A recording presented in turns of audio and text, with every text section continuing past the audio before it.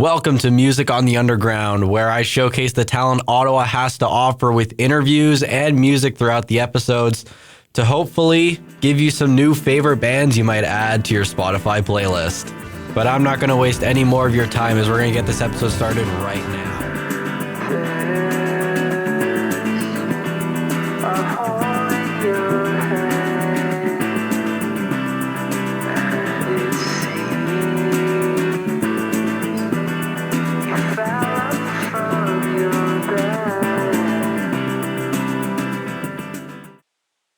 Hello, and welcome back to another episode of the Music on the Underground podcast. The first one I'm recording in 2026. It's like February 14th. It's Valentine's Day, the day we're recording this. So he's with his lover. Yeah. Seeing doubles, though, for this one. Another Dom for this. Well, Dom on Dom action today. Yep. Dom Doyon, thank you so much for coming into the studio. Thank you for having me, Dom. Get out of a day with your girlfriend to instead be on a podcast. That's pretty nice. Yeah. Well, she lives out of town, and we already celebrated. So yeah. Oh, that's I'm nice. free for the day. Finally. Finally. The ball and chain is gone. I'm unleashed. I can do whatever I want. So I'm going on a podcast. Let's go. So for those who don't know who Dom Doyon is somehow, who are into the Ottawa music scene somehow, he's also the bassist of Out by Lucy. Your solo career has also done very well. Your solo career and also career with Out by Lucy has done really well in the Ottawa scene so far. Have you guys thought so much about like getting out of the province a little bit, like getting some shows? Day. Yeah, all the time. Yeah, there's we kind of have been focusing more so on out of town shows these days anyway, and we're about to go on tour with like the Get Alongs from Toronto and Mellow Casualty from Montreal. So like, and we're trying to book some stuff on the East Coast and all this stuff because we just need to. There's only so much you can do in Ottawa. As much as we love the city, it's 1 million people, and there's not really. You hit a certain level, and it's like, okay, we sell out the rainbow, but now what? Like, there's not too much else to do for an indie band. So we're trying to spread the word.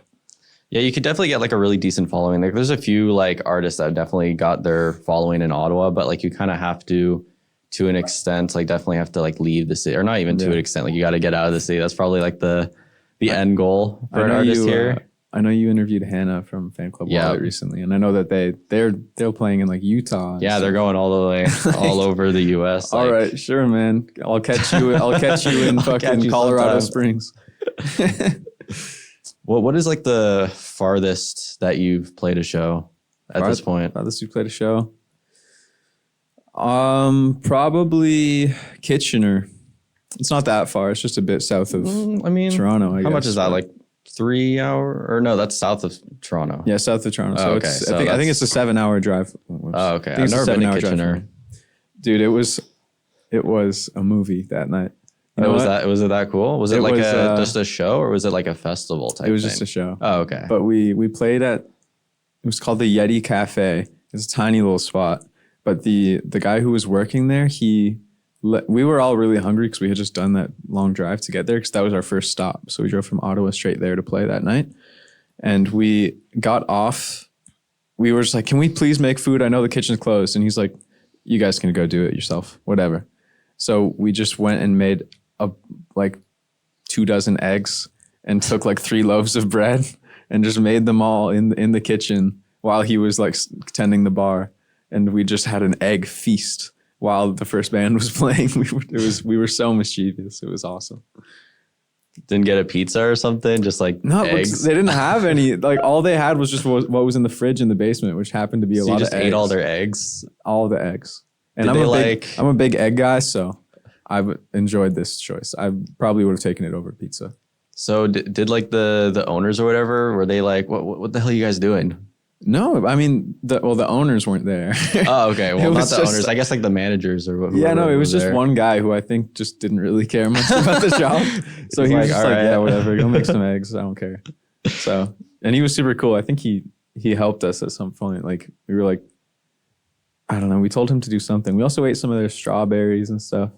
It was great. Very nutritious meal for a pre-show. Well, the main reason we're here on the podcast today with Dom is to talk about his newest release, which I think was like about a week or maybe 2 weeks ago at this point. 11 days. 11 days. Okay. Yeah. So almost 2 weeks ago. But his newest album, or you stated as your first solo album, Ugly Things. Yeah. But you did release a different, or your first album in 2022. It's supposed to be an EP, but Spotify classifies it as an album because it's too many songs. Wait, let me check. Is it? I think. Okay, I'm gonna check now. For those who don't know, the album we're talking about in question is This Calm. Yeah. It is a great album. I enjoyed listening to it a lot. It's just a whole bunch of demos recorded on a 4-track in my bedroom as a 19-year-old boy.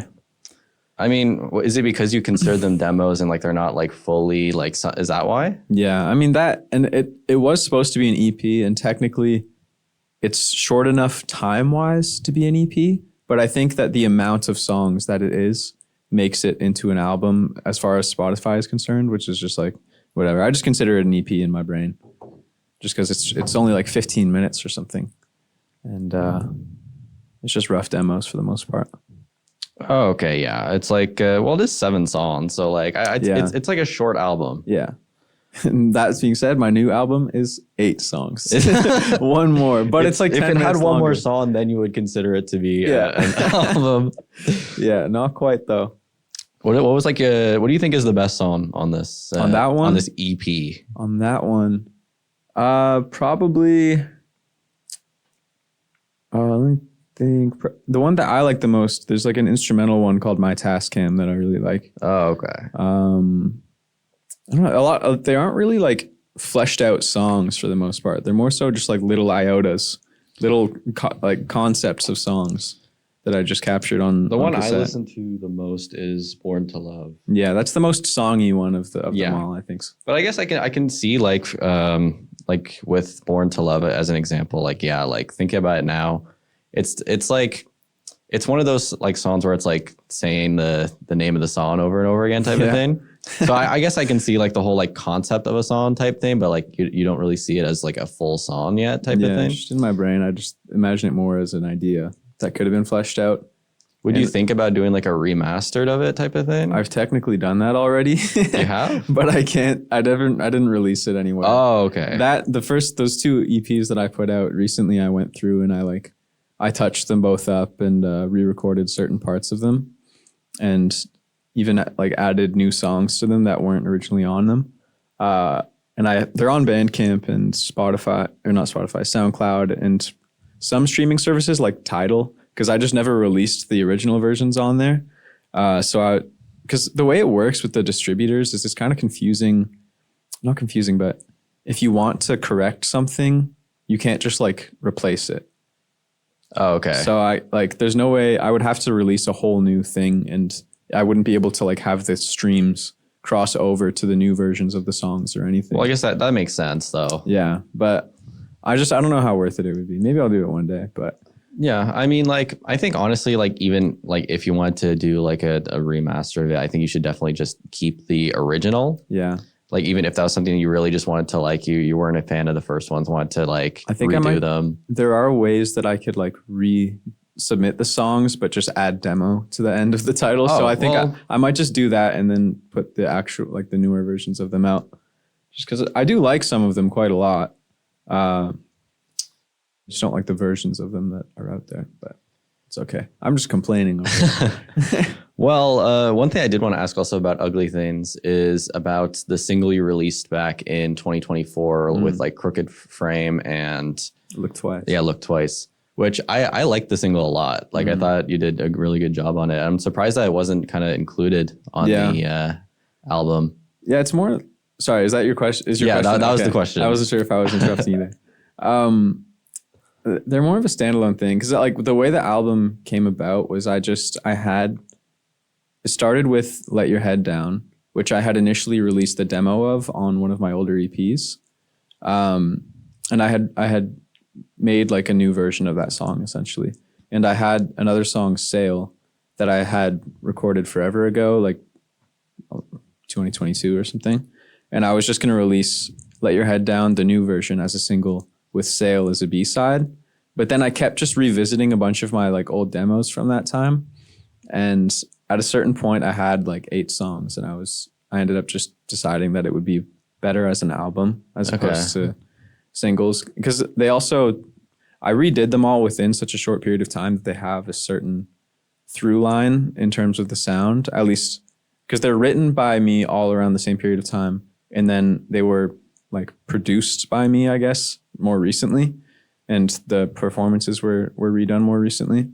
So it ended up feeling more cohesive. And I don't think that the more acoustic type of sounds that were on Let Your Head Down, or no, Let Your Head Down, Your Crooked Frame and Look Twice, I don't think they would have quite fit in as well. Because there's a very specific sort of textural, gritty, like almost industrial sort of sound that I was going for on the album.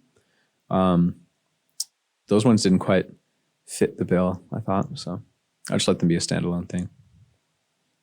So when you did put out this album, were you ever thinking of like releasing them? Because I know you said you like didn't want to do the whole singles thing, wanted to just put out as an album. But like a lot of people, especially nowadays, like to put out like 1, 2, or 3 singles from the album before releasing the whole thing.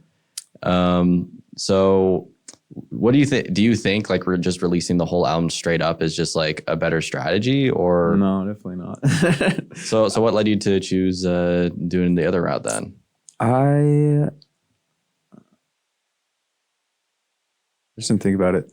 That's it. I just didn't really think about it. And a lot of the songs, like the two of the songs were only even recorded within the last month, like before I uploaded it to streaming services and the distributors and stuff. No Stains and We'll Be All Right. Those were both done within like a week right before I submitted it to streaming services. And those are probably the ones that I would have released as singles, but I didn't want to like jump on that immediately because I really wanted it to come out on my birthday for whatever reason. I don't really know why. I'm sure I had a reason, but I just forget. And there just wasn't enough time to have a rollout that included singles. And then the album, I don't know, it didn't work out time frame wise. But if like, cause you said No Stains and, sorry, which was the other song that you said? We'll Be All Right. We'll Be All Right. Yeah. If those were going to be the ones you would have put out as singles, then why were they the latest to upload? I just thought they were the coolest sounding ones because they were the freshest on my mind. Oh, okay. And I still think No Stains is the best one of the bunch, personally. We'll Be All Right. It's up there, but I think maybe Ugly Thing would have been a better single now, in hindsight. Well, yeah. Well, I guess especially because it's the name track on the album, and it's also the one you put out a music video for. So. Oh shoot! Yeah, I did do that. I have a music video coming up for Can't Take My Eyes Off of You as well, okay. Which is like a very random one to have done, but I don't know. I just felt like making it. So I am going to do one for No Stains. And I was thinking about doing a single for No Stains after the fact, because that's the thing sometimes people will do where like if they release an album and then they notice that one song is doing well, they'll release that song as a single just so that it can get more. Like back in the day, it was so it would get more radio play, but now it would be so I could like submit that song particularly for playlists and stuff on the streaming services, because that's just kind of how it works. You have to pay to like to send your songs to playlists and be like, can you please put it on? Can you please just for a chance? Yeah, I've never done it for my own stuff. I know we do it with the Out by Lucy stuff sometimes, but it's an annoying system. I don't like it. So that's another thing. I just didn't really feel like having to deal with all that. Well, I know you just said that you have like your own like favorite song from the album, and like definitely the person who creates the music has a different opinion than the person or the consumer that listens to it. Yeah. So like just like off of your own, I guess, intuition from listening to other music that's similar to the stuff you make, what would you like suggest to new listeners? Like what would you think would be like the first song you'd want to kind of introduce to them from this album? I think it would be No Stains, the first song on the album. It just feels like the most accessible to me. The part that's being played is it's very simple, but it's kind of a catchy sort of riff, and the drum part's nice and groovy. And it seems to be the one that the most people have come up to me and been like, that's the one, man. So I think it's all right.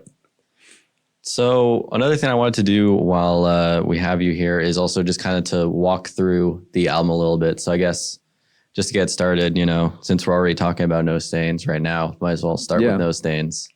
Yeah, sure. I mean, that one, just like the history of the song or the lyrical content or just whatever. Well, yeah. So like kind of how it kind of came to be, like what's it's about, and like, I guess like didn't you say you wanted to thinking about making a music video for it? Yeah, I have one in mind still that I'm planning on making. Once we get to Ugly Thing, we're definitely going to talk about the music video you made for that. Yeah. But we'll leave that for once we get there. Cool. But I guess while we're on would you want to do something similar to what you did for Ugly Thing? Yeah, or, I like think kind so. of like reference it to like some of your interests, or like be it like would you want to do something where it's like different things for all the music videos, or is it more like you want it there to be like a theme going through all of them? I want them to have a cohesive sort of look, which I've been doing with like the mini DV format videos on shot in black and white. Yeah, it's kind of just what I've been doing. So yeah, I wanted to have a similar look, but I'm kind of going for a different thing with each of them. Like the Can't Take My Eyes Off of You one is a very claustrophobic sort of video where it's mostly just like a close up of my mouth and then some crazy cuts to like eyes looking around, and there's some things of me typing on a typewriter and like slamming it. But the No Stains one, I'm thinking more so just like, I don't know, spoil it. No, probably not. It also hasn't been thought about that much. I've just kind of have vague ideas right now. I don't think. Have you done music videos for some of your other songs? No. Is this your first music video? Yeah, the Ugly Thing one is my first one. Yeah.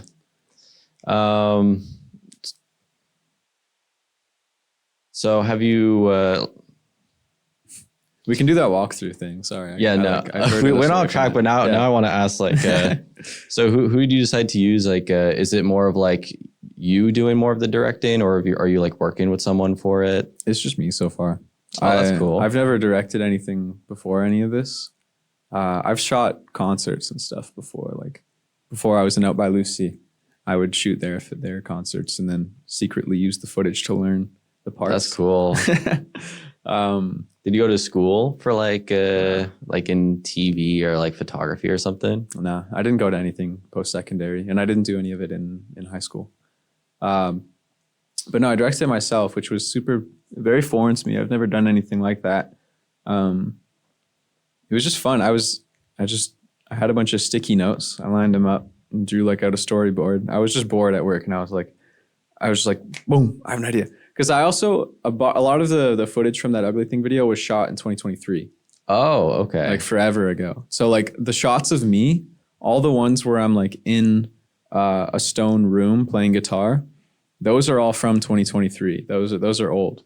But I happened to still have the preset that I used on that saved to the camera that I had shot it with. So I went through and I redid some of the shots of me, but I ended up not using them. And then I decided what would be best is to have I storyboarded this little thing where my roommates would intervene, smash the guitar, and then smash a phone and all this stuff.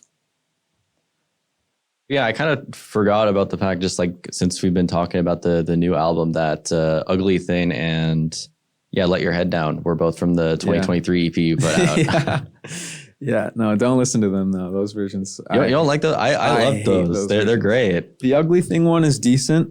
The Let Your Head Down one I cannot listen to it. It pains me to hear it. Not to be like a soapbox over here, but do not put that on. Get your hand off that volume rocker. I haven't listened to this song in a little bit. I've listened more to Cry and Ugly Thing from this. Cry, I also hate. You don't like Cry? Really? I just hate the vocal. I was like, I had a really weird way of singing at the time, and I wasn't used to singing quite yet. So just the way that I sang at the time really irks me to hear now. I redid the vocals on it recently when I redid it for my band camp. Oh, okay. But You know, It's that's just the still- one that I wish the most I could go through and swap the audio file for, because that one is the one that I get the most plays on. Obviously, what's it about this song? Let Your Head Down. Yeah. I think it started. Oh well, I didn't mean like what's it about, but what do you mean like what why do you hate it so much? Why do I hate it so much? Like that version of it? Yeah. Really just the vocals. And it's also just like there's certain parts that just sound like there's something missing, which I addressed in the new version. So Okay. just the vocal delivery really irks me, especially when I start doing the let your head down. It's like it sounds, Yeah, well now I gotta hear it now. Oh, it's so just like straining. I wasn't used to, because I would always sing in a much lower register back then. Oh, okay. But since I've been in the band and like being like surrounded by guys that sing and having to sing into microphones all the time, I have changed the way that I like place stuff in my mouth a bunch, in my okay. throat, to the point where now I've unlocked like a whole other octave worth of notes that I just couldn't do before somehow, which is super weird to think. Usually when you're younger, you'd be able to sing less or more higher notes, but wasn't the case for me for whatever reason. I guess well, now that we're talking or kind of referencing Out by Lucy, what I know, because you were in Out by Lucy first since at least 2020, because that's when you guys put out your first, was it an EP or a album? I can't remember off the top of my head. I only joined in 2024. Oh, you joined in 2024? Mhm. Oh, okay. Yeah, I'm a new boy. I have not interviewed Out by Lucy yet, so I never knew that. If you did, you would probably like never take up podcasting again. It's really overwhelming. I've even just like myself being, whenever we've been interviewed, it's always just super chaotic. I feel bad for whoever interviews us. You should watch my alternate interview. That was interesting. Even live on the air, they were doing stuff. I was like, damn. Oh man. They're fun though. Shout out to the guys at Alterna. Those guys, or not Alterna. Sorry, why am I saying Alterna? Or no, it is Alterna. No, I was thinking of a different band when I said no, not Alterna. But yeah, 2024. So that was like The first release, Costanza, I think. Longer George was Costanza? the first one that Longer, that yeah. I was a part of. Yeah, that was my first one. It was already pretty much recorded when I had joined the band. I just came through and redid some parts. Oh, okay. Yeah. So on to the next song on the album, which is "Can't Take My Eyes Off You." Wait, we never really talked. We didn't like. Did we? We didn't really talk about the song itself much. Of No Stains. No Stains? Yeah. Okay, yeah, no. So continue that. I think there's stuff that could be said about that one. That one initially, like, No Stains started as kind of a very PJ Harvey-ish sort of like whispery song that was just drum machine and bass. I can try to play it into the microphone. I don't know if that's like effective. Well, because I think I'll do some more editing for this. So like, because when we were like, comparing these two songs, so I'll show both of the songs. Yeah. So you can send me we can hear it right now, but also you can send me it later. Just so we can talk about it. Yeah, exactly. Yeah. But yeah, it's gonna take a sec to load probably. This is like the super old demo and it's like super stripped back. Well, yeah, you got and what is it? The machine? Drum machine. Yeah. It's the same one that I still use on a lot of the songs, but it was just bass, drum machine, and vocals. And I had most of the verses, the Talk to Me in Tongues part, but not the chorus. The chorus was fully something new. But it kind of worked out because I was thinking a lot about, I don't know if I should talk much about the subject matter of the song. The song itself is like the lyrical content and all that. It's all to do with my own discomfort in situations that I had been placed in as a single man, and just coming to reconcile with that many years down the line. So, yeah. Yeah.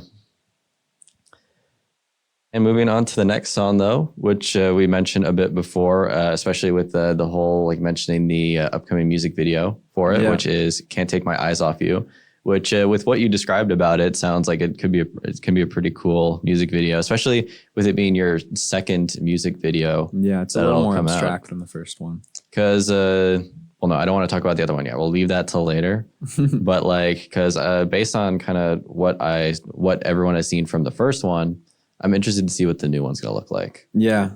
No, the new one's a lot more abstract. It's just very claustrophobic, which I feel works with the song because, I mean, the song itself, the guitar, bass, and drums were all recorded. Oops, I hit the mic. We're all recorded to just as like a 4-track like jam thing that I had done when I first got a drum kit in 2023 or something. I had this instrumental that I always thought sounded kind of cool, and I came back to it and added a few like some synth parts, I got my friend to play some piano chords on it, and I had written like a poem about something, a poem about an ex of mine, and just feeling sort of confined within that whole situation. It was like a poem, and the vocals on it are more of like a spoken word thing almost. They're not so much of like a melody or anything. It's more of just spoken word of that poem, which is a new thing for me. I had never done that on a song before, so just a little exploratory for me. That's cool. I like that. Yeah. It's one of my favorites from the album, though. I like how it sounds. I like how gritty it is. I don't think I've actually listened. I haven't listened to the full album yet. I've listened to like a bit. But yeah, like I'm definitely going to listen to the rest of this after the interview. But yeah, one thing I'm excited to do, especially after this interview, it'll come out probably like a day or two after we put out this episode. The live showcase of which song we're doing. Probably gonna do No Stains. We're doing No Stains, yeah. So if you're gonna be interested in seeing a live recording or of the song, so it kind of gives you a bit of a incentive to see him live. Have you done any live shows really? As Dom Doyon? I did a few years back. I did a few, but I haven't done any as of late. No. Is there a reason you haven't done any as Dom Doyon? Like you've done stuff, like you're doing stuff with Out by Lucy. It's too much work. A lot of my songs don't work live quite as well, at least with one guy. And it's just trying to get a bunch of guys to learn the songs well enough to sound good live, while also doing a bunch of Out by Lucy stuff. It's just too much time. So I usually I'll just put stuff out and let it speak on its own. Do the guys from Out by Lucy help you with stuff for your like single career? A little bit. For the most part, they're uninvolved, but it's like on No Stains and the last song on the album as well. I had a bunch of people come over to record crowd vocals. Oh, okay. And they live with me, obviously, so they just joined in on that. But other than that, there's no involvement that comes to mind right now. So next up on the album is Cameraman. Yeah. Cameraman. That one, for the most part, it was all recorded forever ago. Like the only stuff that I added to it recently was I added a bass part. No, that's it. No. And it was throughout the whole song. This is just a little factoid about it. On the right channel, I think it is, there's like a little like popping happening the entire time. And that's because initially the way I recorded the song was I had this terrible cassette recorder that had a left and a right input.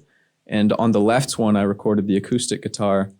Then on the right one, I recorded my drum machine going into it. So I was playing the drum machine and playing the guitar at the same time. And that's how I like made the backtrack of the song. And listening to it more recently when I was revisiting it, there was a whole lot, because I used a really terrible cassette recorder and a really crappy cassette. And both of the channels, the left and the right, both had like the whole time, super loud, particularly on the guitar channel. So what I ended up doing was I have a pile of like 20 cassettes with old music or just like random stuff on it.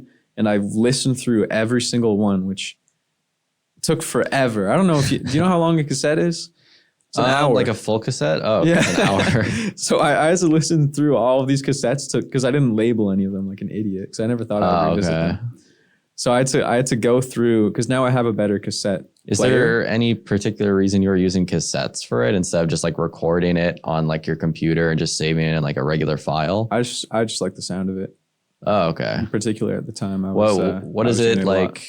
What does it capture that's different from like just using like a regular like just microphone or just connecting it into like your computer or something? There's a certain way that it messes with like the EQ of something and it adds a certain amount of compression to it and all of this stuff. Because all I had was an audio interface at the time. Like if I just, and amps of course, but they were kind of dingy ones.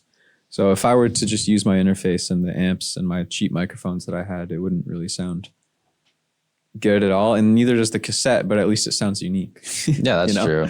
So Anyway, I was talking about the like going through the cassettes because I had to like find them and try to digitalize them so that I could get them without the super loud popping, and that just took forever. So that's just some lore about the song. Was having to dig through all my cassettes to find the one that had that, so that I could redigitize them to not have the super loud popping. Now that I have a better cassette player, that took forever, and I had already recorded the rest of the song on top of that, and basically with analog stuff, it's never going to play at the exact same speed multiple times. So when I redigitized it, it was at a completely different speed, and I had to like, oh, it was just a big mess. But no, the song itself, it's more so just to do with not being judged by other people. I don't really remember exactly what had inspired me to write it, but it's just about not being judged by people around you. I'm trying to remember the lyrics to it right now. Oh, it's also very John Frusciante-ish. I was really into John Frusciante at the time. I don't know if you've ever listened to him. Are you familiar? Is it like an example? Like I've not listened to Elliott Smith, so that's just a reference to what we're going to be talking about with Ugly Thing. Yeah. But is it more just kind of like a lot of like melodic type of music? Like, well, it's more so just like the style of writing and guitar playing and all this stuff. I was like back in the day, I was super into John Frusciante, and it particularly shines through in that song. I find just with the way that I play guitar and the way that I had written the melodies and the words to be, they have a certain abstractness that he always goes for in his solo work. One thing I did want to ask, especially because you were just mentioning about how with Cameraman, you kind of had to go through like a bunch of recordings, and it sounds like a pain. Was there any other song that you've made up to this point that's kind of emulated that and just been like a real pain to make? Oh, probably some other ones from this album. Let me think real quick. Sail was another one that was like that. I recorded it the same way back in the day. So I had the same problem with it where I had to also find it and redigitize it. What else would there be though? I don't think any of the other ones really came about too hard. It's mostly been smooth sailing. How old are all these songs?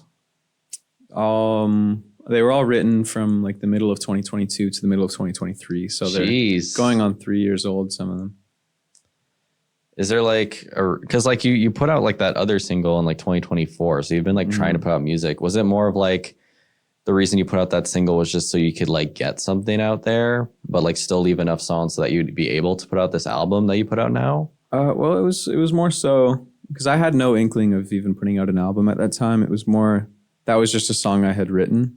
And looking back, I probably should have released it as an Out by Lucy song and gotten the band on it. I don't really know why I did it as a Dom Doyon song in particular. Like the singles, you mean? Yeah, the singles, the Look Twice and Your Crooked Frame. Those probably should have just been Out by Lucy ones. I don't know if they could have, like, I feel like, because Out by Lucy and like your solo stuff, like they're pretty similar, I guess, to like kind of, but not really. Like I feel like your music kind of has more of this like kind of lower, like more, like I'd say it's definitely more melodic than Out by Lucy. Out by Lucy is definitely a little bit more upbeat than your stuff is. Yeah. So like I would say though that the single is definitely more of your, one of your more upbeat like kind of songs. I think those so both. too. Yeah. Look Twice. Especially. So I guess like maybe that could be a cool thing to see if you could get the whole band on it. And like, well, it's a I whole think we different. did all learn it at some point. Oh, okay. Yeah, we definitely did because we have some. I got Harrison to learn the guitar part, and there were some chords in there that he ended up using in some of his own songs because he thought they were cool. So yeah, he definitely did learn it at some point. I don't know. We just never did it. Well, I think it's also the fact that it'd be like a whole different like lead singer for it and stuff like that. Well, I would still be singing it. Oh, you'd still be singing it. Okay. Yeah, we have you done any, like, has there been any Out by Lucy songs where you're the one singing it? Yeah, of the ones that are released right now, we have a song called In My Tree that I'm the lead vocalist on. So we currently have like 30 songs or so unreleased that we're currently in the works of figuring out how to stagger them and like what songs we could put towards an album and all that. But a lot of my own songs are contributed in that. I always forget that people can't listen to the actual, because we have so many songs. It's ridiculous how many songs we have. It's actually overbearing. And now me and Sam as well. Like there's probably an equal amount of songs sung between Harrison, Sam, and I that we have unreleased at the moment. We just need to get them out there because it's weird when I'm talking to someone and they're like, "Oh, I didn't know that you sang any of the songs." And I'm like, "Yeah, I sing a lot of them, man. You just don't know about it." You'll find out soon, though.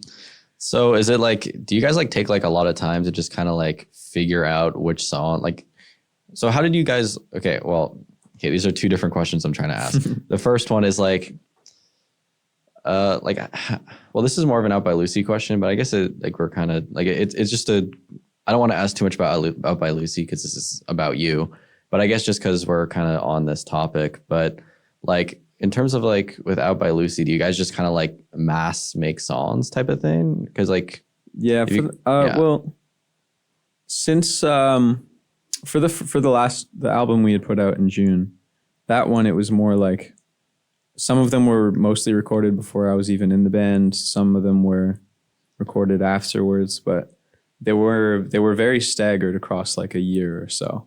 And I had brought the idea to the table that I was like, we have this many songs that are unreleased. We should probably just put them in an album, release an album with them. And they were on board with it, so we did that. But no, with the newer ones, we had a little getaway to Manitoulin Island for about a week and a bit. And we had a bunch of songs ready to go. And we just recorded like 20 songs there, I think, 21. And most of them we had never even played before as a band. But we just like, there was something in the air there. We would do cold plungers every morning. Our chi was incredible. And we just would learn songs and immediately just like bang it out. And it was super, the workflow was insane. But now we have just so many songs. And since then we've recorded even more as well. They just keep coming. But don't do that.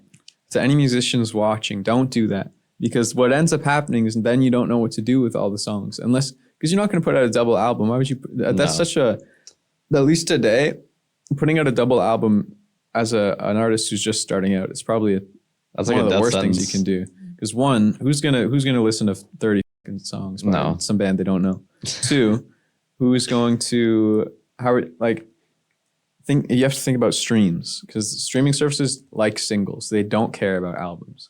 So if you have 30 good songs and like maybe 10 of them would have done really well as a single, but they would not do well if you release them in an album. So it's just tough because you have to kind of think about how you're going to release all of them.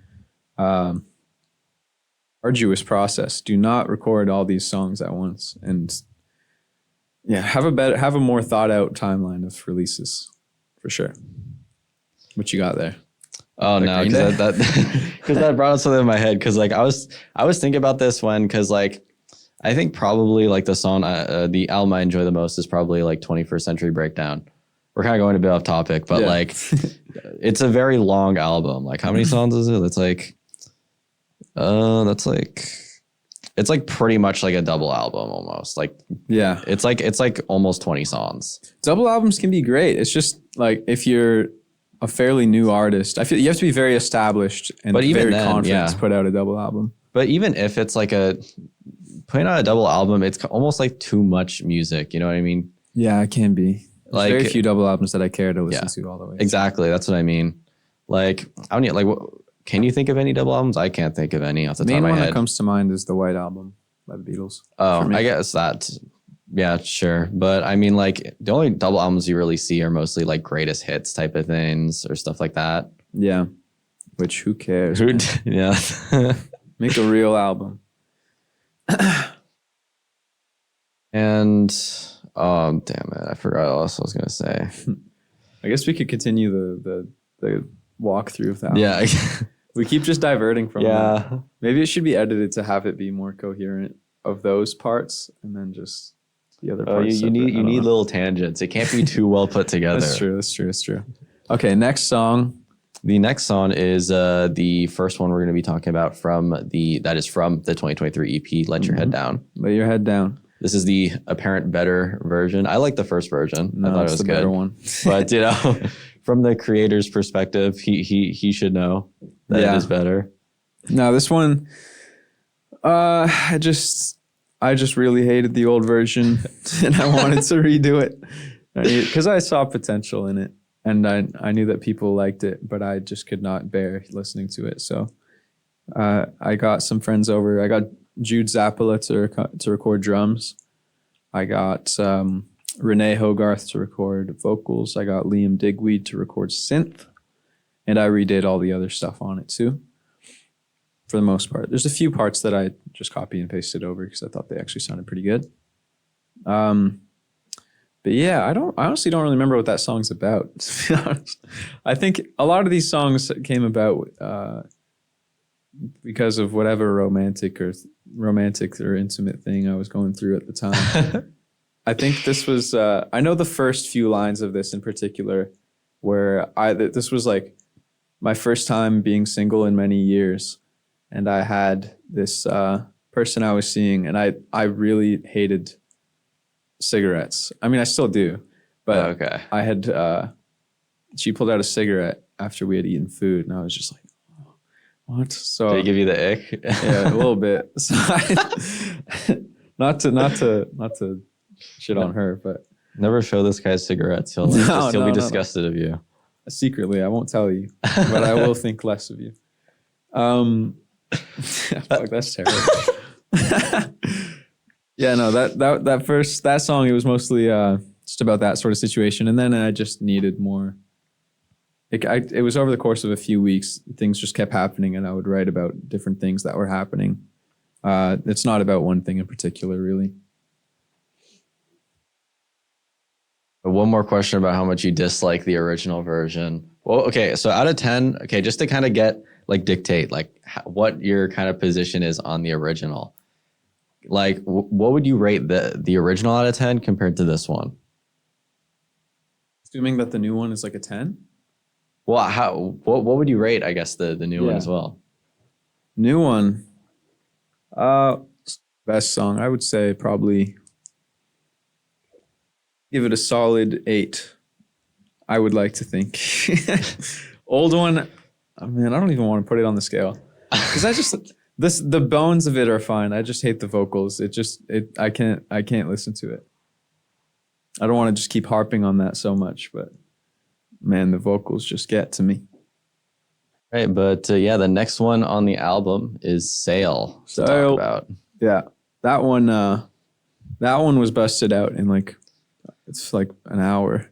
That was just like I was playing this guitar part and with the drum machine, and I just thought it sounded cool, and I just improvised along with the chords I was messing with to cassette, and then from there I was just like, what can I do on this?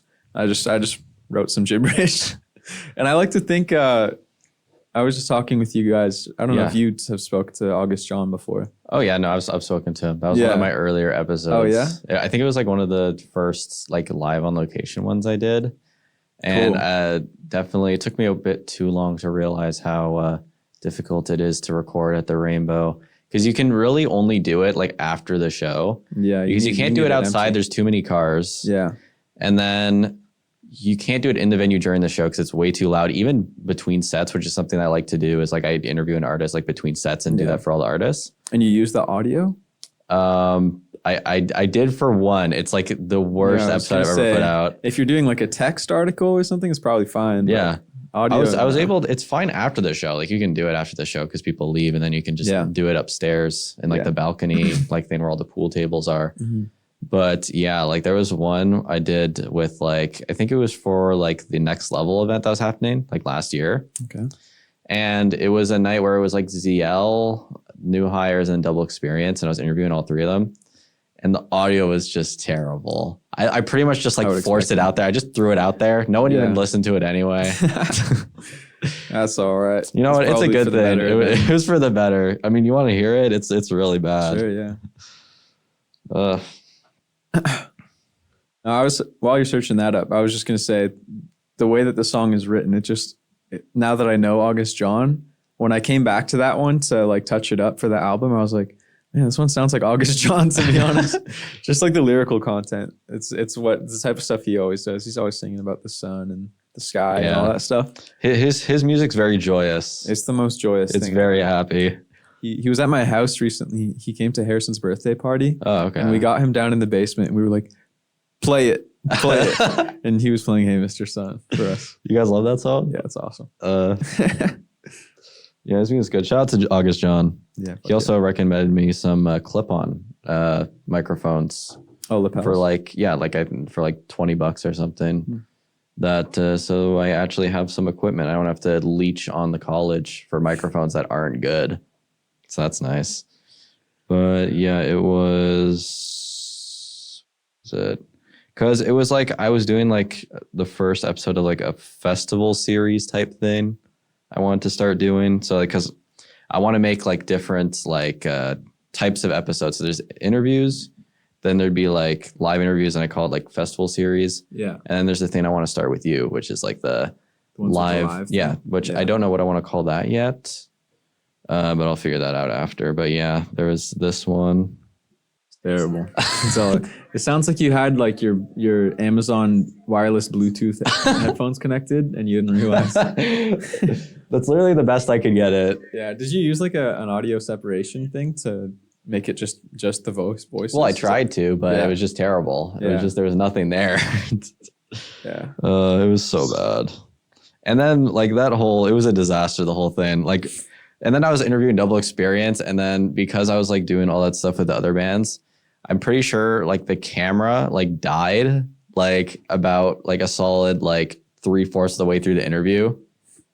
So that was nice. Sounds like you went swimmingly. That's great. Yeah, it was the first time I did it. So I guess something was bound to happen. Of course, that yeah. wasn't really good. We were having camera issues here too. So. Oh yeah, because for some things reason never some of end. the cameras wanted to play this episode in a Breaking Bad style. Yeah, Breaking Bad filter. We were in Mexico. Yeah, for like a solid minute. But the next song to talk about is the second song from the 2023 EP, which is Ugly Thing. Ugly Thing. Which is like, it's kind of the title track because the album is called Ugly Things. Yeah. I just thought it would be a little funny to, I don't know, because then it's talking about the songs more so. Because it's like, that makes sense. Yeah, it's a reference to the name of that one song, but it's referring to the songs as their own things, and they're a little ugly because they're a little weird and evil sounding for the most part. But this one, what was this one about? I have no clue. I don't remember. I forget. I could not tell you. Yeah, no, I could not tell you. What can I say about that song? I don't really remember much about making it. It kind of all came together just like in an afternoon, just very quickly. I guess like, just first with like the music video though. I'm not gonna act like, I watched the music video and I like noticed like I love like Elliott Smith, you know, like I know exactly who that is. I remember that music video from his song. What was it? Son of Sam. Yeah, my favorite song. That was a music video? I don't know. Did you? Oh, okay. Yeah, I think it. No, because shout out to the guy that was in here with us, Alex. He let me know that like the music video was like a reference or something to Elliott like Smith. I didn't even know that. I was wondering. You didn't know that? I thought he was just talking about the music itself. That reminded me of Elliott okay. Smith. No, I didn't know that there was a music video for that song. Okay, wait. I'm gonna have to check it now, and we'll have to look at it. Because I did look at it, and then he showed me, and I was like, "Yeah, it does look similar." Is it because it's black and white? Is it black and white? Okay, I gotta search it up again. Maybe he just told me the wrong song. Okay, I didn't know Elliott Smith did any music videos in general. You're searching that up. Should I go on my haircut tangent? Oh yeah. This morning, I went to get a haircut because my hair was way too long. I haven't been to this salon in years, but I used to always go to it. I booked an appointment. I went, and the guy spent maybe, I would say, 20 minutes washing my hair, 5 minutes actually cutting it, and then almost an hour giving me a blowout. Do you know what a blowout is? Have you ever seen like a racist white auntie with like crazy, like swoopy, like, okay, let me show you this picture. Let me show you how he made me step out of this building because I felt like the biggest goofball ever. Okay, well, I'm not a hair guy. I was forced to get a buzz cut like for at least 16 years of my life. So yeah, I have no idea about hair. Look what he did to me. Insane. And let me show you, like, look at this swoop.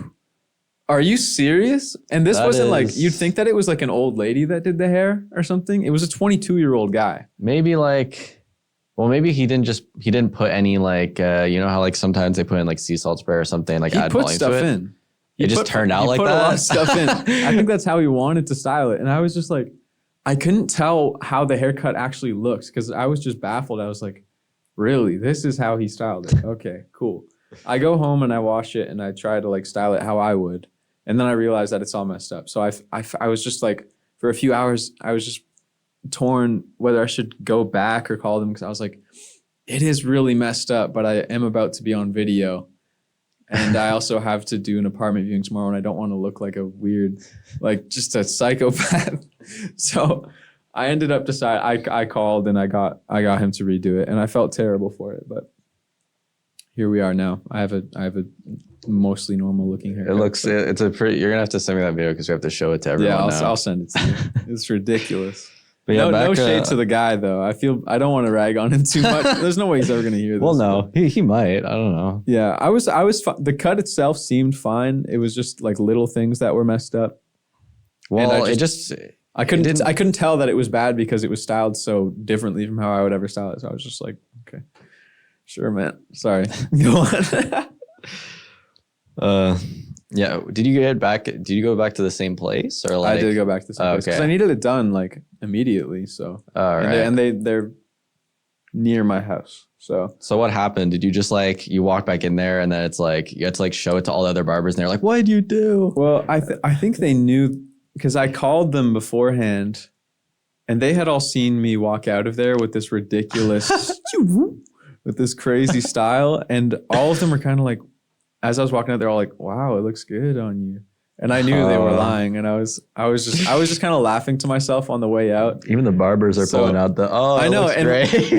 when I called them, I think they knew immediately who was talking because they were like, I explained that I wanted to get my hair fixed because it was messed up, and they were like, "Okay, this guy, he will." They said his name because they like immediately knew. They're like, he's still here. He'll fix it for you for free. Okay. So they knew immediately who it was calling and who had done it initially.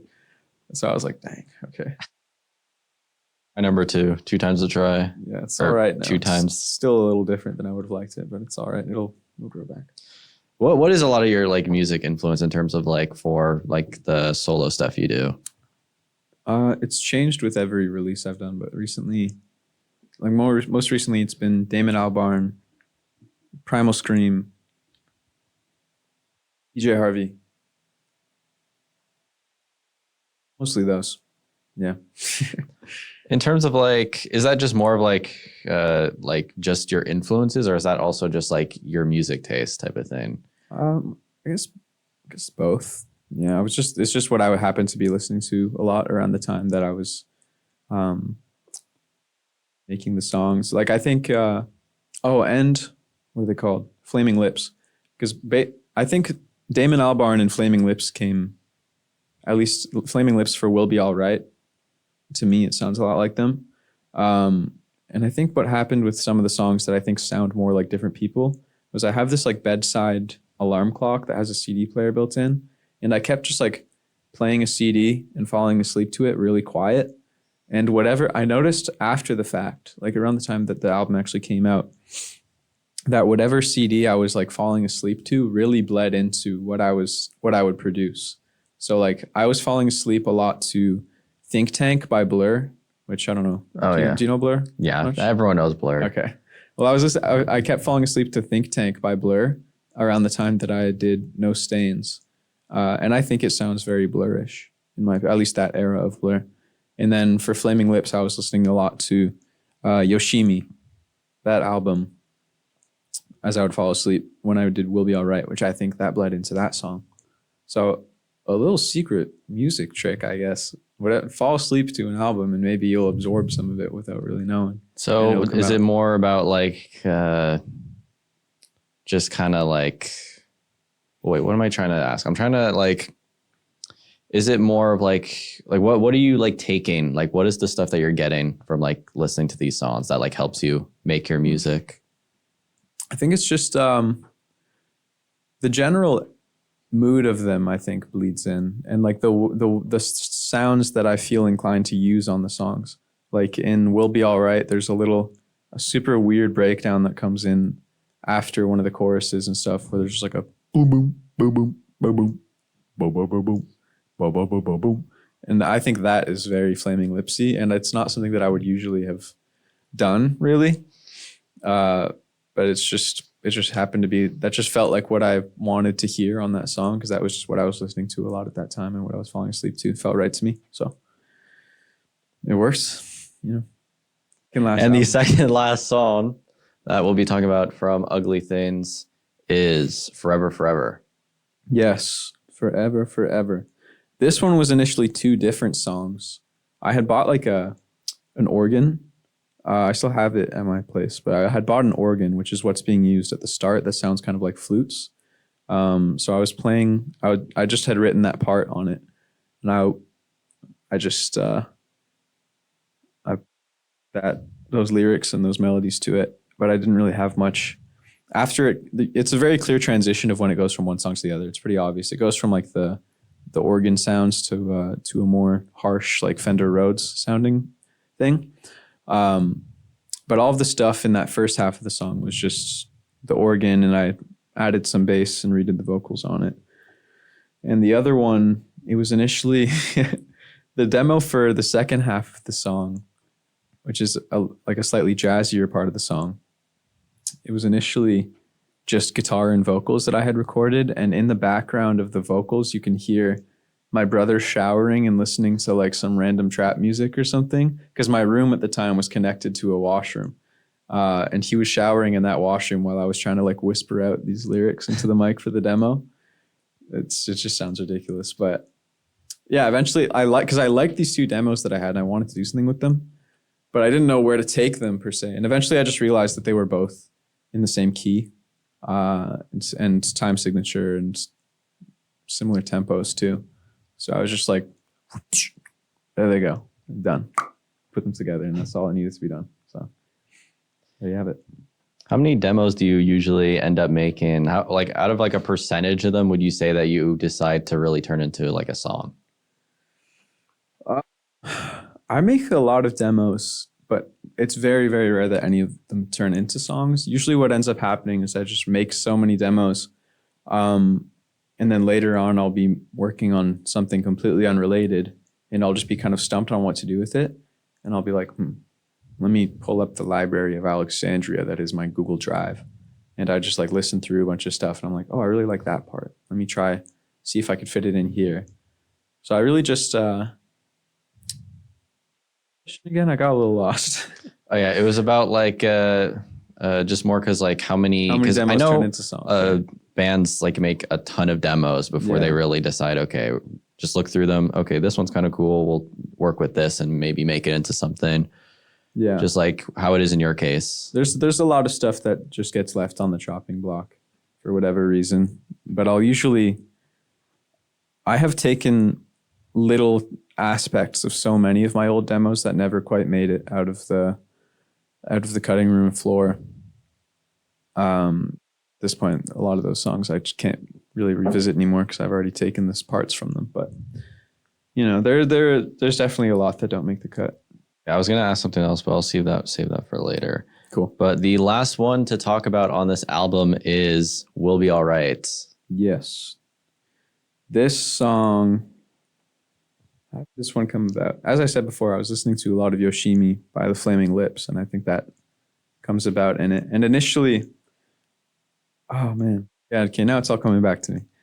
I talked about this on my CKCU interview recently. I don't know if you already heard this. This could explain, but I was learning the Rain song by Led Zeppelin on guitar, and that one's in like some crazy tuning, and I was learning it on a 12-string acoustic that I had at the time. And I have two guitar stands in my room next to each other. And after I had learned the song, I put the 12-string down on the one stand, and in my other stand, I had just a normal 6-string acoustic guitar, but it was tuned to open D or open E flat or something. And for some reason, I was just like, what if I strum both of these? Bling! And just made like this huge chord amongst the two of them between the like weird tuning on one. Oh my God. Between the weird tuning on the 12-string and the weird tuning on the 6-string. It just made this big sound. And the original demo, it's on The actual recording is what's also on the demo. And I had pretty much the verses and the chorus all done on the demo, but it still sounded very, very different. Because the main thing that shaped the new version of the song was I pulled a sample of Little Miss Lover by Jimi Hendrix, and that kind of just made it take a whole new life. And that's what the drums are, the whole song, like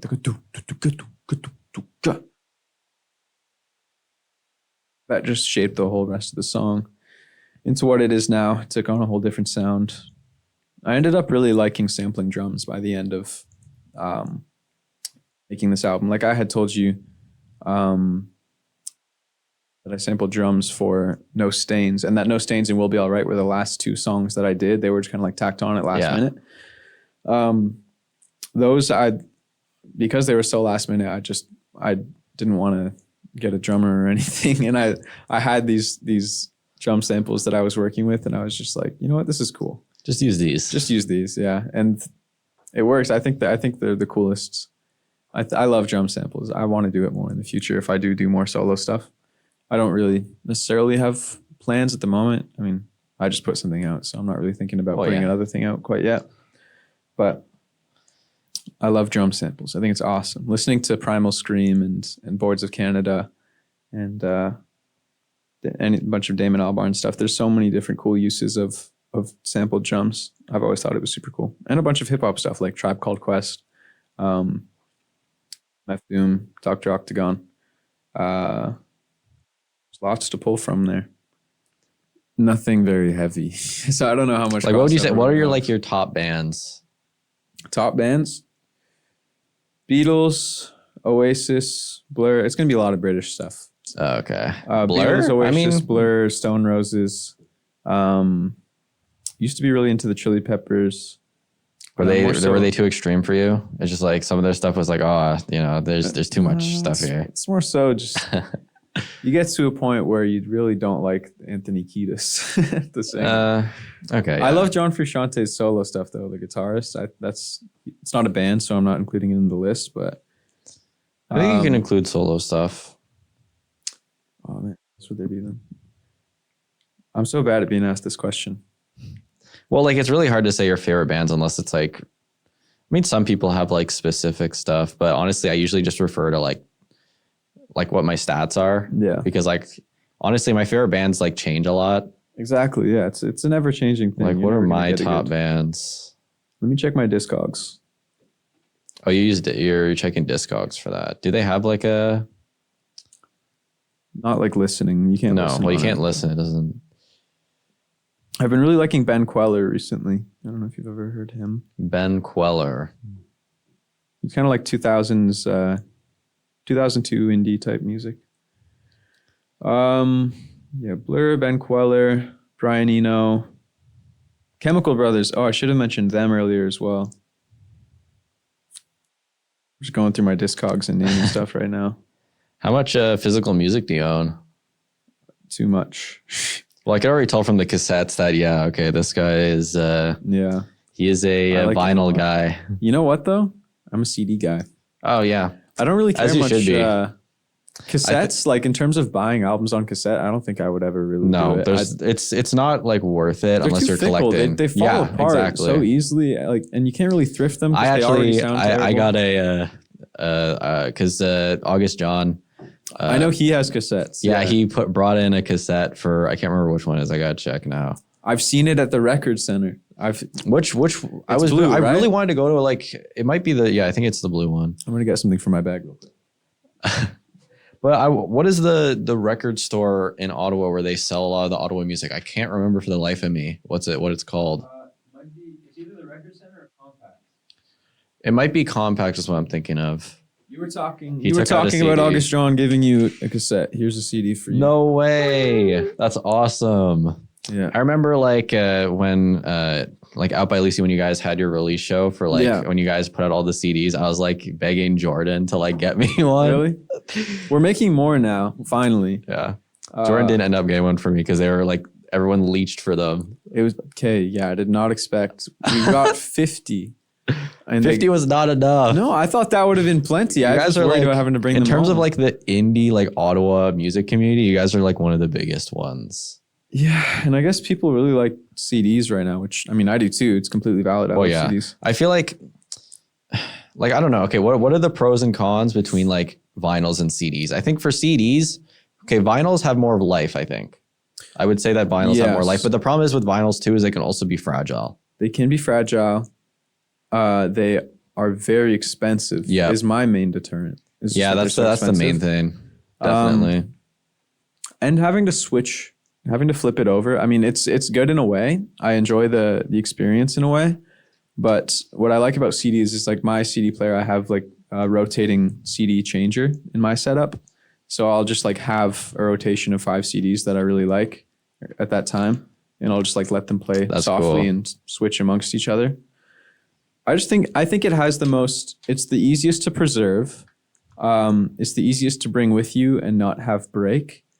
It's the easiest to play and not have to worry about flipping it or because one thing I definitely say, because I have like a friend who's really into vinyl over CD, and he's like, CD is stinky or something. Like, I don't know, he just doesn't like it. That's because fine. And then it's like, because you have to like hold vinyl a certain way, right? Because you don't get fingerprints on it. And if I hold it like slightly wrong, he'll like scream at me pretty much, like, what is wrong with you? This type of thing. So I respect the real vinyl heads out there. Yeah, I mean, to an extent. Like, I would like to be like that, but I am a 23-year-old who has a little bit of money. I don't have that much.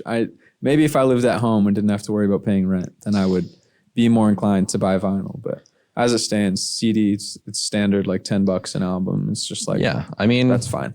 It like, I don't know, Sunrise can be a bit of a pain sometimes for that, because like sometimes they can go for like 20 for some reason. You know, I usually get them used. Sonic Boom in Toronto. You ever been there? I haven't really gone to Toronto too much. Maybe like 2 or 3 times. So I haven't really gone to too many record stores there. Sonic Boom is my favorite for sure. They have the best new arrivals section of any CD store I've ever been at. They always have something in there. Do you go there a lot, or anytime? Like when you can? Yeah, my girlfriend lives in Burlington, and we'll usually have to be in Toronto for the last day of my visits, just so I can catch my. Is Burlington like is it like the GO train takes you to there from Toronto? Oh, okay. How far is it from Toronto?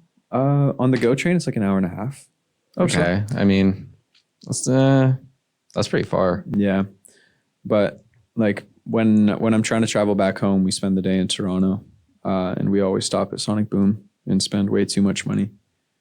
It's before going in there, it's always like, okay, I'm not spending more than $30 no matter what I find.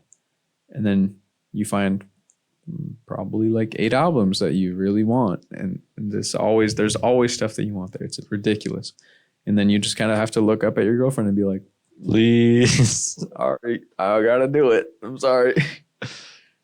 And at least vinyls for me, it's more of like I get like more specific stuff that like I really want. Like it has to be like an album I really like. It has to be a very special like thing. For some reason I have like, I think I have like, no, I don't think okay. Do I? I'm trying to think. No. One thing I do want to do is build up more of my Ottawa music vinyl collection. Yeah. I don't think it's not many of us do vinyl. No, I know because I went to like Class of 91's like release show for the album they just put out. Mm-hmm. And because I interviewed them like a little bit before the show happened, so they invited me after. And then I think I was like, I don't have a lot of money right now. Like minimum wage jobs just like are not a thing in Ottawa apparently. Like no one will hire you. And also I'm at an internship right now, so like I don't really have time. Like I have weekends, but no one's gonna hire someone for 2 days. Yeah, no, it's not gonna happen. Definitely not. So, but yeah, when I was at the show, they gave me like one of their. They were just gonna give it to me for free, but I'm gonna pay them back for it. Shout out to them. Yeah, they gave me one of theirs before I left, so that was cool. I think it was their guitarist. That was a bit ago though, so like it's really hard to remember names unless I've like met with you like twice or 3 times. That's where I can remember. I hope that you will remember mine easily because yeah. Yeah, well, you know, it might be easier like if I get Out by Lucy in here one time, then maybe, yeah. But now that, shout out for Dom for handing this to me. He didn't show it on the screen. But So graciously. Yeah, graciously. But now that we have the album cover here, that reminds me though, definitely to ask about this because like, what is going on here? Why we got like a mannequin, like, what is it? It almost looks like it's a like factory for it almost. Like it almost looks like it's like a conveyor belt because it's kind of like that, but like it's not. But like I just my friend Hong, who took the picture on the front and the back of the CD, I just went through his photography account one day and I found 2 pictures that I like and I was like, hey bro, can I buy these off you to use for my album? He's like, yeah. And that's kind of it. I just thought they looked cool and that they suited the song. And I think a big part of the name, like why I named the album that, was just I thought that it worked because I had already picked out this picture before I picked out the name. Oh, okay. And I just thought that the name worked well with all the heads on there, just implying we're all a little ugly, you know. Yeah. No one's beautiful. No one's perfect all the time. So they're all ugly, even though they all look the same. They're all ugly. And I just think that it looks a little ominous, which I think suits some of the songs as well. Do you use Spotify? No. Oh, are you like against Spotify type thing? Yeah, for the most. Well, I canceled it for like years ago. Oh, okay. Before I even knew that it was evil. I just found myself not really using it much. Oh, okay. Because I spend so much money on CDs, and I've had my CD players for a while. Well, you know what? Yeah, absolutely. If you like have like a bunch of, physical music is a lot better than like digital, at least I find. Just like in ways, yeah. Even just the fact of like owning music. Yeah, I like really to own music, and I like having it. I mean, I know that a lot of my CDs I buy used, but at least then I know that I'm buying them from like a local business or something, where I'm supporting the artist in some way if I'm buying it new.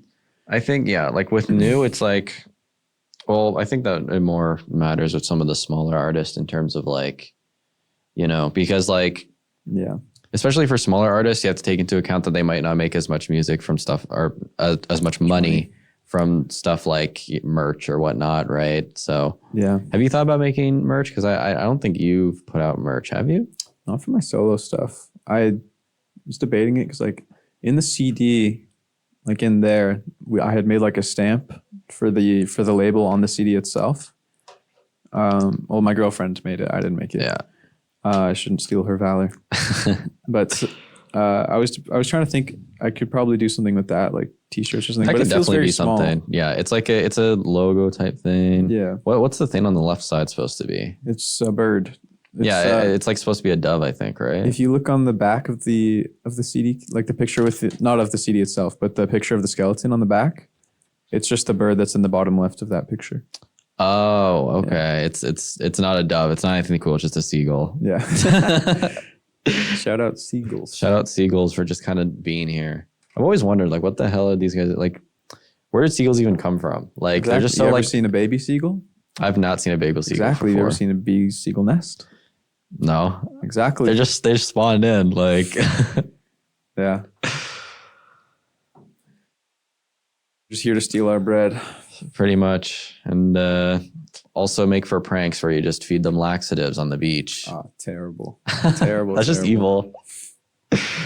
But is there anything else you want to mention while we're still talking on the podcast? I guess I'll just shout out again the fact that Out by Lucy's going on tour. Out by Lucy's going on tour. We're hitting Kingston, Wolfe Island, wherever that is, Ottawa, and Montreal from the 19th to the 22nd, I think. Let me double check that. February 19th, Kingston at the Toucan with the Get-Alongs and Mellow Casualty. Friday the 20th, Wolfe Island with the Get-Alongs and Mellow Casualty again at Wolfe Island Hotel. Saturday the 21st, we're playing at the Rainbow Bistro in Ottawa. The Big O, Audiewood, with the Get-Alongs and Mellow Casualty. February 22nd, Montreal. We're playing at a secret spot that you have to DM us for the address with the Get-Alongs and Mellow Casualty. I was thinking about that because Fan Club Wallet did that for their album release show. And it was like you got the email for like the location of Yeah. it. And I was like, why are you doing? And then It's like, usually because it's a house. It's like someone's house. it wasn't even a house. It was like this venue. And it was like the weirdest thing. Cause like everyone thought it was at the front, but then you had to like go up like stairs and go to like this weird gloomy back area. And then there it was. I've never been there before. Interesting. Yeah, I have no clue. I looked up the address of this Montreal show, and it takes you to some weird back alley in Montreal. And I was you know what? Sure. Okay. Yeah. All right. That's the type of underground shows we should be getting more of. I'm sure it probably just like it's one inside one of the buildings that are bordering the alley. But how many songs from Maximilian Extraordinaris Super Symposium are you guys gonna play in the set?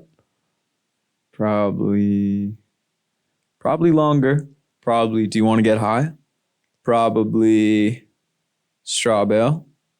Probably Fukuyoma's not on that. I think just those ones. Well, actually, you know what? Anyone listening to this now and hasn't listened to Maximilian Extraordinaris Super Symposium? Maximilian Extraordinarius' Super Symposium. Just listen to the whole album and pick your favorites and hope to God that they play it at the show. If yeah, you're send us go. messages if you want us to play anything at any specific show. Yeah, because would you take that as like if someone asked, like if enough people maybe ask or something like that? Yeah, maybe. I mean, it would sound terrible probably because we would never have short notice. Yeah, but muscle memory can kick in. Depending on the song, it would probably like if we did George Costanza, that one's literally just 2 chords the whole time anyway. So do you guys not usually play George Costanza?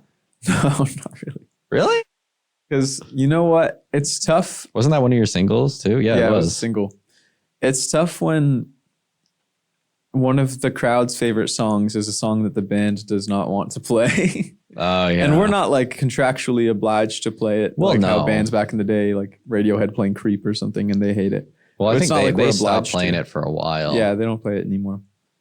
But we have no necessary, like we're not obliged to play it. So we're just like. What is it about that song you guys just don't like? It's just really, is it just we annoying? only have so much time to play, and that song's like 5.5 minutes. Oh, is it? Oh, yeah, it's really long, and it's just the same thing the whole time. George And Costanza, it gets a bit old for us to play it. And yeah, I don't know, we usually have other songs that we're just more excited about in that moment that we would like to squeeze in. So, what would you say are like your favorite songs to play? Oh man, favorite songs to play? Probably Do You Want to Get High? That one's just got some fun 3-part harmonies that I like doing. That's probably number 1. I haven't actually listened to this song yet before. Do You Want to Get High? Yeah, I haven't listened to this song. That one's all right. I just said it's my favorite. It's more than all right. Straw Bale is always fun. Yeah, Straw Bale is a good song. That's one that I find the crowd reacts to a lot. And you know that's true because anytime we play a show, people will post us on their story, you know, they'll like take a clip of a part of the and it'll be show that they song? like. It's always Straw Bale for whatever reason. So we're making a set list and we're like, okay, well, we need to put Straw Bale because that one we actually do like playing and the crowd seems to like it. So, you know, c'est la vie. What would you say is like when joining like Out by Lucy, what would you say was like the hardest song to kind of like re-record? To re-record like that they had already done? Yeah.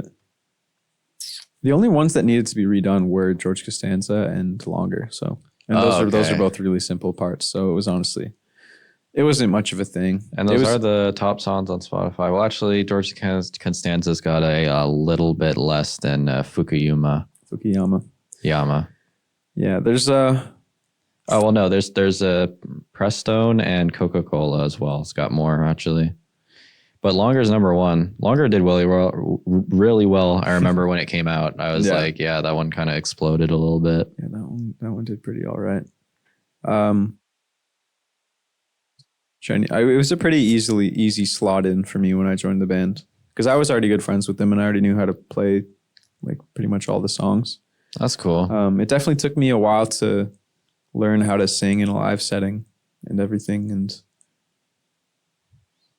definitely looking back at old clips the same way I feel about listening to old music. It's just like, oh, what am I doing? It's like I'm singing to someone a kilometer away when like now I just wear ear protection because before I just couldn't hear myself, so I would have to sing really loud to even know what I was singing.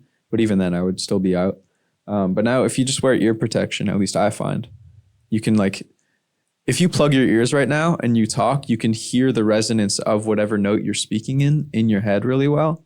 And I find wearing ear protection, that's all I really need because I can the bass frequencies behind me, those resonate throughout the head, even with ear protection in.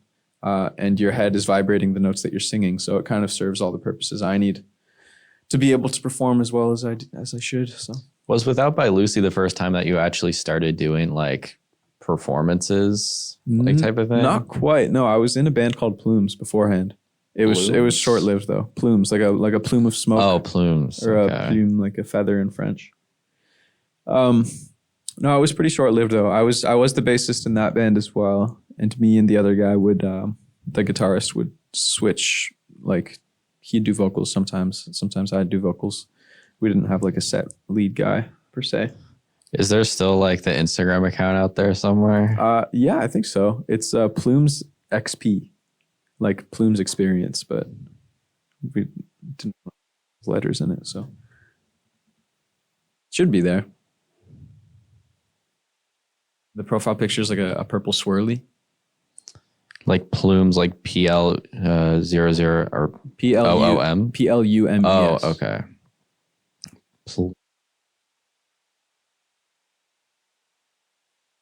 That's cool. When was the last one? 2022. Yeah, that was a bit ago. Yeah. That's like right I was working on some of the songs that I just put out recently while I was really? Yeah.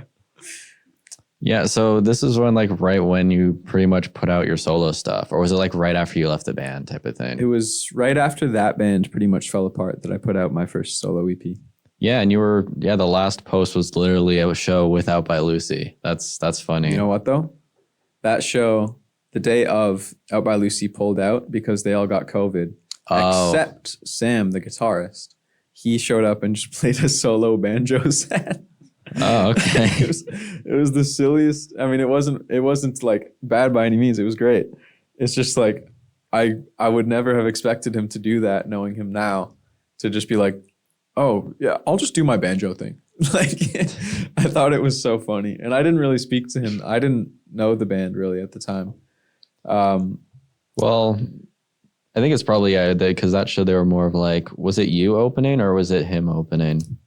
I think we played last. Oh, okay. Because like on this, it's like you two are both the openers by the looks of it, and then John's Cottage. Yeah, John's Cottage was. Yeah, in that show it was a big, like Out by Lucy dropped out, but Sam still did his set. But last second they got someone else to fill in anyway, so it ended up being a 4-band bill, and we had to play at like 1 a.m. and we were all just like super pissed off because we were new to the scene. People didn't know us. Oh, okay. And, we just got booted to the end, and it was just a terrible night for us. We were just like, what the f-? We came out here, and now there's just a random other band that's just bossing us around, being to us. That wasn't even on the bill. That's unfortunate. You know who you are. They're not listening to this, but you know who you are. Plumes and Just Fine. That's a good show.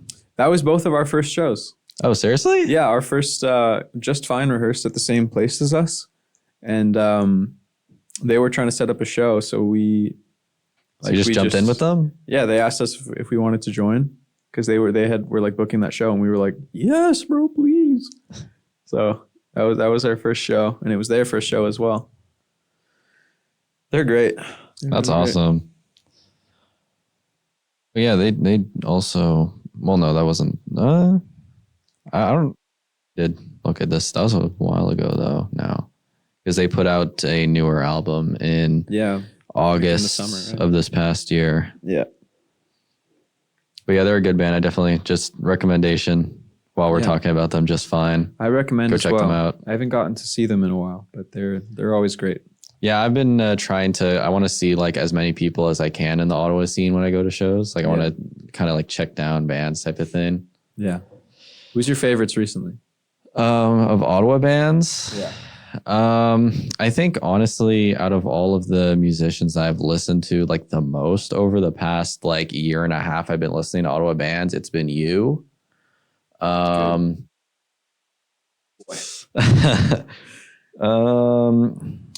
I took a bit of a break recently, other than you, surprisingly. You're the only one I've been listening to recently, actually. Not even before I scheduled this interview. Good taste. But I think some of the ones I were more into is like Neon Ghost House. Oh, they're great.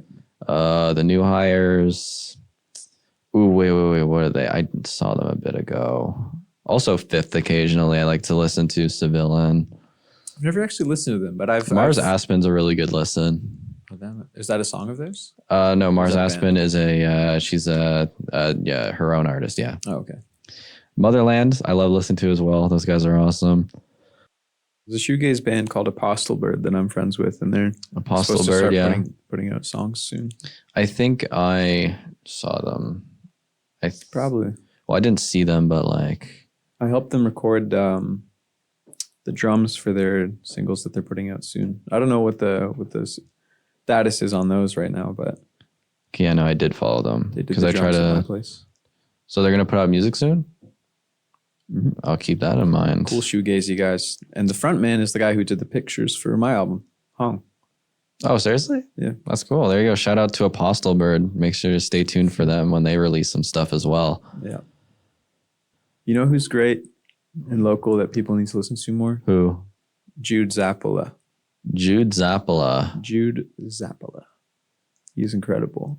He's like the Oh, most yeah. talented drummer I've ever known. And even beyond drumming, he's like all of his solo stuff is just, it's just great. It's written in, because he's also super into jazz, but he's making like Mac DeMarco-ish stuff if Mac DeMarco went through a jazz program and was a jazz drummer. Oh, he's at Carleton as well. Yeah, he's one of the dudes who interviewed me there the other day. And he also he's played the drums on Let Your Head Down on my album. Oh, okay. But his songwriting is very great. He's one of my favorites in the local scene. So he is. Check him out on Bandcamp. Yeah. I guess he's a volunteer then at CKCU then.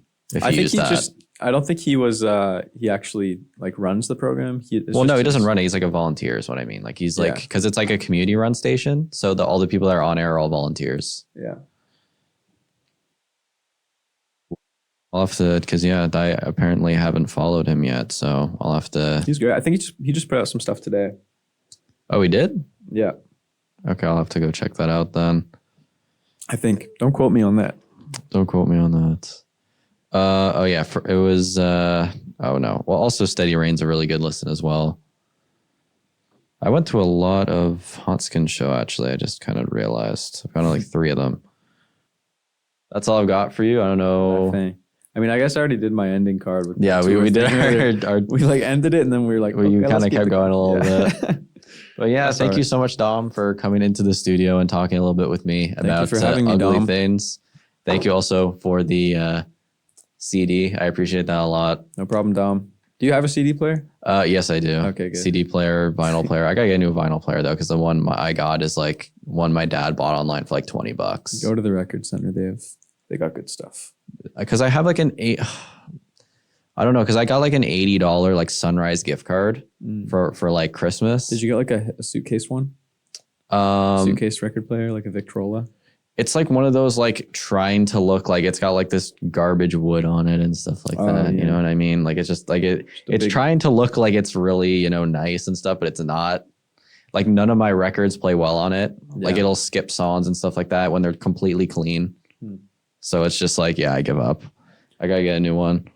Because like even at CKCU, we'll have like these old beat up from like the 70s records, and then they have a record player that's like old and it works perfectly. So it's obviously the record player. Yeah, it's probably just the weight of the needle. I don't know if that's an adjustable thing, but though you have to adjust that on some players. Yeah, I don't know. I should maybe look into it. It might also not be worth salvaging. I don't know. I gotta do, because I tried it for like a day and it was just because like that was the first time I used a record player. I don't really. Maybe I don't know enough about the record player yet. There is a lot to know. Generally. Yeah, that might be it too. Yeah.